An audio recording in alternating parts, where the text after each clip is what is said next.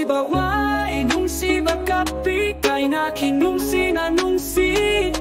Hanamikang naginakta ahem base Taway amagong nalagtsak hibani Egi pukningi marak tataja bulay nani Nungsibawain nungsibacapi kay nakinungsi na nungsi Hanamikang naginakta ahem base Taway amagong nalagtsak hibani Egi pukningi marak tataja bulay nani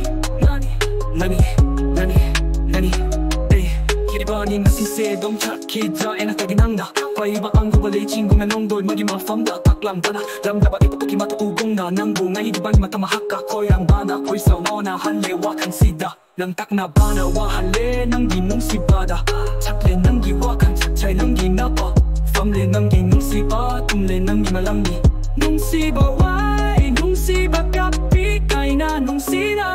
ay nataway kang si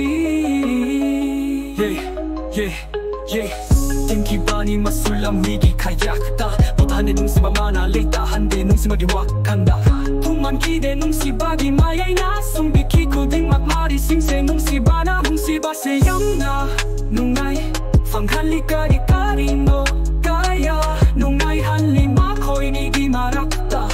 에이기 폭닝나 레이나니 마이야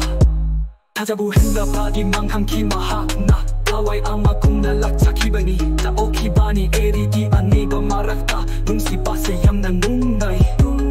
Fanghali kaya Fugay na sakay naklabat hambal guna Marakagi fajaraba marukaya sin Nungsiraba manamdo Faokibani koy muda Nungsabani marumtuk na akibada Kanagi saktam kana na kamde Pamlupa na may tonga magi mangalda Lupare nga sibi lupay da yon na Fidam lepun sige asiba oy na ekay basing Isaktam kana na kamde Pamlupa na may tonga magi mangalda Lupare nga sibi lupay da yon na Fidam lepun sige asiba oy na ekay basing Mabunong siraba di mana tagaybi Nungsibagi marumda tamkiba marido Leynaki ekoy ni sunong sibage chepa mari Haro nungay na yanakibani Nafamda ahen bana tumkibana Oy kide nungsibagi nungsibado Mokibana sanagi koriya walda Fanglato nungsibagi asang mamindo Nungsibaway nungsibagapi Kay nakin nungsi na nungsi Yomna maraktagi mehoy Tawag ipukning sa layram ni toyoy